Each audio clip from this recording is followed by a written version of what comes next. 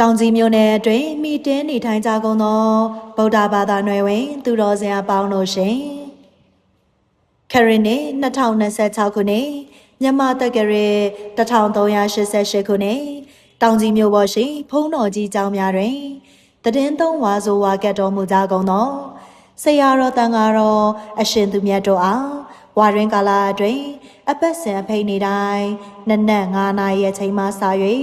တောင်ကြီးမြို့သာသနာလင်္ကာယကမ္မောဇသာသနာဗိမာန်တော်ကြီးရှိ၌အာယုံစွန်းလောင်းလူပွဲကိုစီကားတိုင်းမြိုက်စွာကျင်းပပြုလုပ်သွားမှာဖြစ်ပါရဲ့ရှင်